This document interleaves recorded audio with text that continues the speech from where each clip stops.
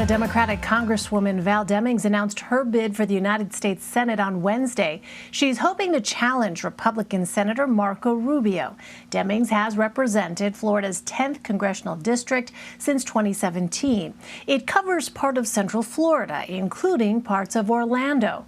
For more on this, let's bring in Jim DeFede. Jim is an investigative reporter and host of Facing South Florida for our Miami station WFOR. Hi there, Jim. Good to talk to you again. So you spoke with the Congresswoman a few months ago and asked her if she saw herself more suited to be a U.S. senator or a governor leading a state. How did she respond to that at the time?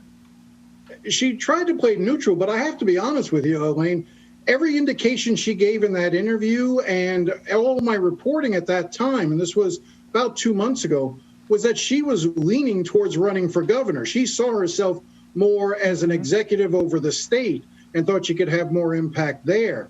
What I've been told is that what really changed her mind at the end of the day was, one, national figures sort of coming in and wooing her to run in the Senate race, but it was polling that she showed she had a much better chance of winning statewide running against Marco Rubio than she would have running against Governor Ron DeSantis. So on that point, Jim, now that we know her decision, why do you think she sees Marco Rubio as a more attractive sort of challenger compared to Ron DeSantis? Obviously, you know, they have different kind of approaches here. And in this political landscape post the Trump presidency, you know, I wonder what that says about Florida's political landscape right now. It's sort of a two-edged sword. You look at it and you can say to yourself, one, it's a tribute to Ron DeSantis because he is considered very strong at this point. His approval rating is high. He seems to have really coalesced his base. He's gotten a national platform, and he's done amazing when it comes to fundraising. He's really tapped into that vein of money coming into the state to support him because they expect him to look forward to running in 2024.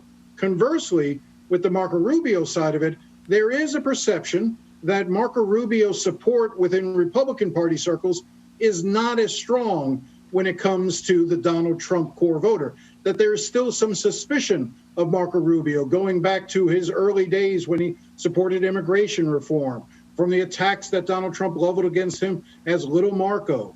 Those things have sort of stung around, and that's the question that sort of, I think Val Demings was weighing is, can she peel off some Republicans or at least some moderates who may be more inclined to want to stay with Ron DeSantis, but might be open to the idea of voting for her over Marco Rubio because of a certain disdain that they may have for Marco Rubio.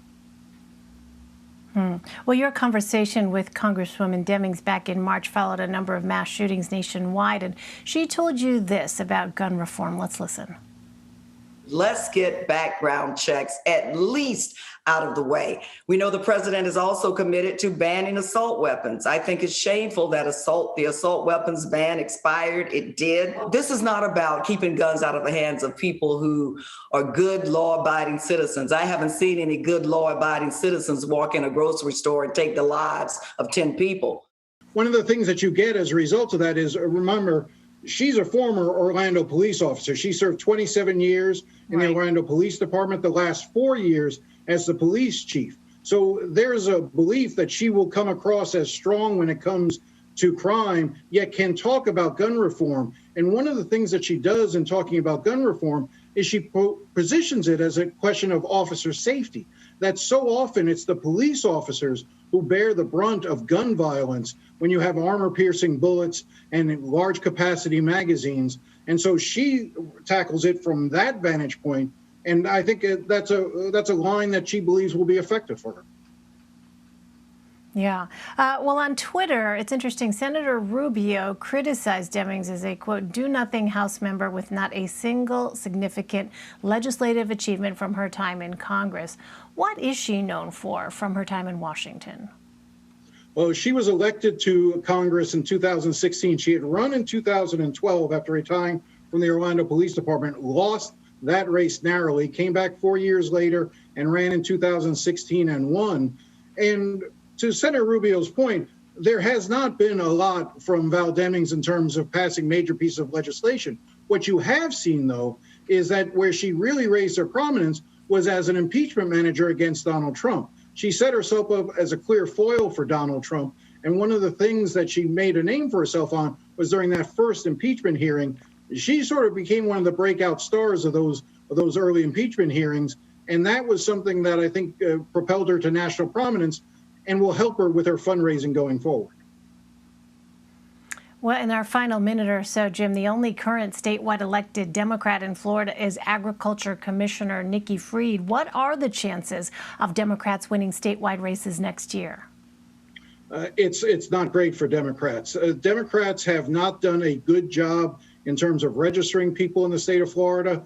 The Republicans did a much better job going into 2020. You used to see races that were narrow, very tight races. In 2018, we saw multiple statewide races go to recounts and even hand recounts. Yet in 2020, Donald Trump won the state easily. We lost 2 House Democratic senator or congresspeople from Florida. So the Republican Party throughout COVID kept the pedal to the metal, went door to door, knocking on doors, registering people, getting out that vote. Whereas the Democratic Party was trying to say that they were going to be more respectful of people because of the health crisis and lead by that example. And that proved fatal to them. That was a real problem for them at the end of the day. They did not get their people to the polls in the numbers that they needed to. That plus the argument of socialism. The Republican Party has figured out that using the word socialism, particularly here in Florida, plays very well and help generate big numbers of Hispanics who moved from Democratic voters to Republican voters. It's always so fascinating, Jim, to look at these dynamics playing out, even more so, as you say, against the backdrop of COVID, the 2 very different approaches by the political parties there. Jim DeFede, Jim, great to talk to you again. Thank you so much. Always a pleasure, Elaine.